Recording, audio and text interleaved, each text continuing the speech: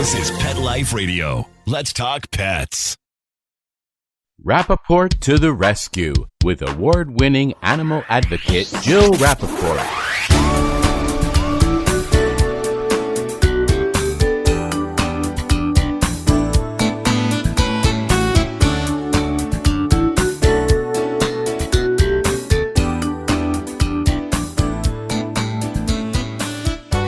Welcome to Rappaport to the Rescue. I'm Jill Rappaport, and it is hard to believe that we are just a little over 6 months since I started this podcast with my dear friend Bill Berloni, who's joining me today. And I have to tell you, Bill, we have been so blessed. We have gotten unbelievable guests on this show. I pinch myself every show. And this morning, I not only woke up pinching myself, I was grabbing both arms.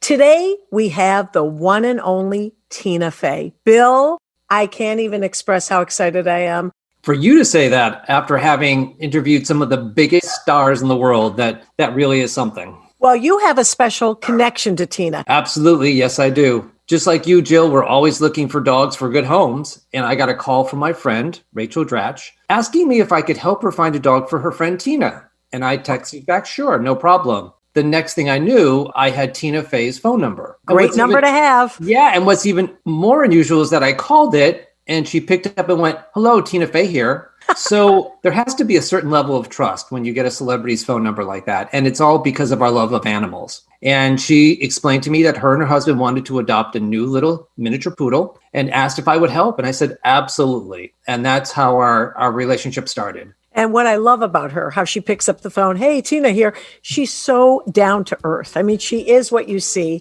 not only incredibly talented, great sense of humor, but just so authentic. And that's what animal people are, authentic. You can't be a fake around your dog. Well, let the fun begin, because when we come back, the one and only Tina Fey will be joining us. Stay tuned. Take a bite out of your competition. Advertise your business with an ad in Pet Life Radio podcasts and radio shows. There's no other pet-related media that is as large and reaches more pet parents and pet lovers than Pet Life Radio. With over 7 million monthly listeners, Pet Life Radio podcasts are available on all major podcast platforms. And our live radio stream goes out to over 250 million subscribers on iHeartRadio, radio.com, TuneIn, Stitcher, and other streaming apps. For more information on how you can advertise on the #1 pet podcast and radio network, visit PetLifeRadio.com/advertise today. Want to know who the latest trendsetters are in Hollywood? How about Irish setters? Find out who's been spotted with Spot, chowing with their chow, and shopping for Gucci with their Poochie. Get the scoop on all the latest celebrity pet patter right here. Pet Life Radio. Let's talk pets.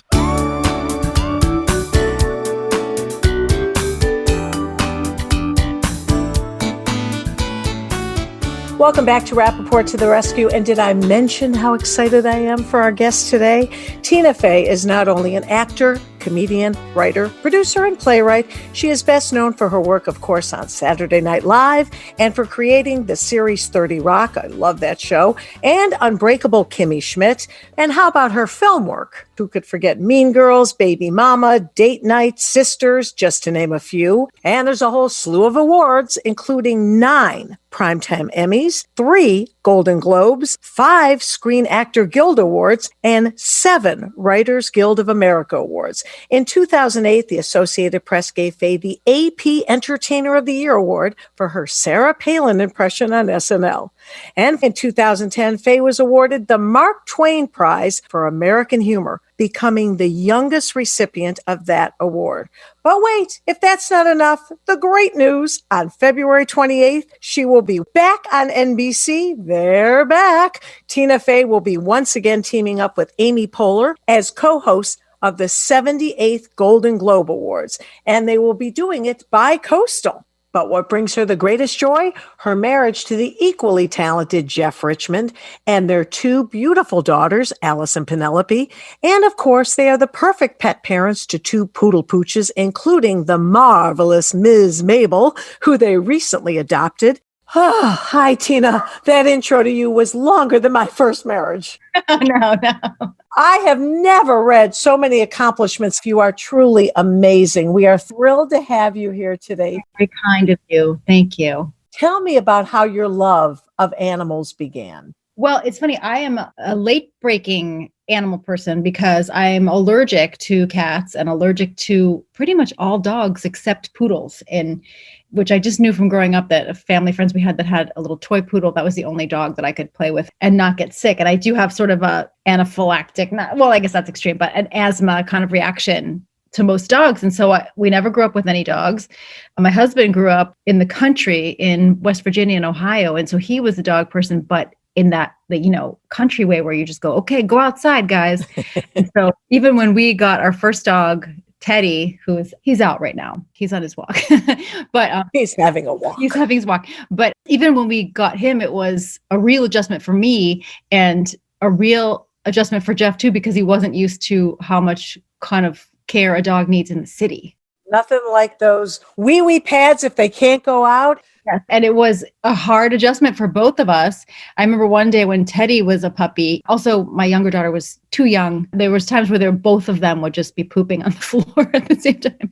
And she was 17. No, she was a baby. And I remember at one point, Jeff said to me, "You're frustrated with him now, but someday he's going to die and you'll be so sad." And I just left and I go, that's the deal? I'm mad for 15 years and then I'm incredibly sad.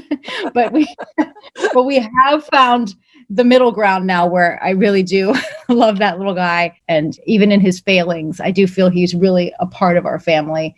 And then this past summer, our younger daughter was turning 9 and she was just very aware that our older daughter had received Teddy as a gift from Santa Claus. Oh, so now it's her turn. Right after Christmas. Yeah. And my daughter Penelope is a true, deep, from the moment of birth, animal lover, every animal, every insect, every bird. And so that's when we thought, well, maybe we could try to find another rescue friend, knowing that we had to track down a rescue poodle. What brought you to Bill Berloni? And that's what brought us to Bill, who my friend Rachel Dratch had gotten help from. And Bill was so helpful and cares about animals so much. And he pretty miraculously, quickly helped us find Mabel, who is, I know this is a podcast, but I have Mabel right here if you want to meet Mabel. Oh, I want to see her. Mabel's very cute. And I can tell our listeners, oh my goodness, she doesn't even look real. Tina, she looks like a stuffed animal. Too bad. I feel so frustrated from our listeners because this is like a rust-colored stuffed animal, the cutest thing you've ever seen. Oh my goodness. Bill, good work. We were talking about this earlier. On your mission to help Tina and Jeff and their family, you always have concerns when a dog or a puppy is given as a, quote, gift. Correct. We don't like when people just go out necessarily and buy a pet as a gift, but Tina and her husband, Jeff, and even their other daughter, it was so planned out. They knew exactly what they wanted, and they helped me really find the right dog, which is the right way to get any dog. That's the best way. And Tina, looking at your family now, obviously you and your husband, Jeff Richmond, incredibly busy, incredibly talented people. You've got 100 jobs on any given day, but yet your first priority, your 2 beautiful daughters, and to be the proud pet parents to these wonderful dogs. Tell us about the commitment and what they bring to your lives. Well, I think like so many people during the pandemic, we realized we're home a lot and this would be an opportune time to take a new member of the family in. And so we have been able to be here for all 4 of the children in the family, so much more. That said, I have to give credit to, in the city here, our dog walker, Gretchen Berger, is the greatest, most loving dog walker of all time. Sometimes think that if she and Teddy, if it were legal for them to elope, I think they would maybe think about it. The dogs both go crazy with excitement when she comes to walk them. I always say the old cliche, who rescued who? And they give us such joy and comfort, don't they? Yes. And again, I'm not a parent of 2-legged children, just 4, but I know what my dogs do for me. Yes, both dogs have been a real calming influence, especially in this kind of dark and stressful time, to just be present and sit in a chair with them. And there have truly been times, I think, with every member of the family when they've been anxious about something. And I'll say, you know what, just go sit with Teddy and Mabel, just go sit and pet them and it'll calm you down. And I think that has really been a blessing for all of us. Does Mabel sleep with your daughter? Mabel does not yet sleep with Penelope. I think she has sort of a room that she sleeps independently. She's not crated anymore. And she's, I would say, 90% good on, I don't find any accident in the room in the morning. Still occasional failings. Mabel did something that Teddy never did. That was that every once in a while, and I think we texted you, Bill, about this in the beginning, she would run up and jump onto a bed and pee, we were like, oh no. Well, my dachshund does that too. Yeah. Though, actually, another really nice thing, that's what I was going to say about her coming to the family, is that Teddy is 8 and was kind of an anxious little guy. And her presence has really warmed him up. They actually play with each other. And they tussle and it looks like they're making out on the floor and they roll around. And that has really invigorated him. He's, I feel like, a more energetic dog. I always say that, Bill. Don't you agree? Like, to bring a younger dog gives the older one vim and vigor. As long as it's the opposite sex. And that was the first thing I said to Tina. Otherwise, they'd be competitors. But now, Tina got him a great little girlfriend. Yeah, we do think that Mabel might be the alpha. Like, she might be the boss of him, but they're getting along well. Also, he used to be a really picky eater and turn his nose up at things. But now that he knows he might lose it, he eats well. Yeah, and he's got a young chick girlfriend. Not bad, huh? Yeah. That's pretty great. And the fact that you rescued this time, Tina, you adopted this dog, that is such an important message for everyone listening to this. It's what my whole life and this show is all about. Giving a second chance, a new life to an animal waiting so desperately in cages across the country. How has that affected your life? And what has that taught your daughters? Well, hopefully it's taught them to think of others, human or animal, and to think about who's in need over what you want and maybe the instant gratification that you want. And instead of going, to a pet store and choosing by color, just trying to find someone who really needs a home. And the nice thing too is that since Mabel came into our lives, 2 other friends have been inspired to adopt. So that's been nice to see. And, I always say this all the time, you never feel lonely. And this last year, especially, and even now into the new year, boy, do they give us comfort, right? Yes. Also, my kids are 9 and 15 now, and they don't always want me to hug them, but Mabel and Teddy will let me hug them. See, that's great. You can give your love that way. We mentioned your husband, Jeff Richmond. I loved reading about the 2 of you. And considering Valentine's Day was just here, you guys are about to celebrate, I believe, June 3rd, your 20th anniversary. I think you're right. I had to remind you, maybe that's not a good thing. But it's 20. Yeah, that's right. That's true. What is the secret? I don't know. I mean, I think people talk about what their love language is, and I think our love language is kind of working together and helping each other in the workplace and around the house. Jeff does a lot of cooking for the family. Our morning routine, I get up and walk these dogs while he makes coffee. Each is a selfless act in its own way. I just think, I don't know. I think we are together almost all the time, even before this pandemic. Yeah, you work together on so many projects. Jeff is a huge talent in his own right. Yeah, Jeff's super talented. Here's where he's actually scoring. He's got some scoring to do for some TV shows that we're working on. Yeah, I don't know. I don't know what the secret is. I know that the sort of fussier things like jewelry or flowers or perfume on Valentine's Day, like that doesn't mean anything to me. And that's not really how we operate. So I don't know. What keeps the sizzle? I mean, a lot of people didn't even make it through COVID. And here you're getting ready to celebrate 20 years. Yeah, quarantine is a real test of whether people are functioning as a unit. And it's not to say that there aren't.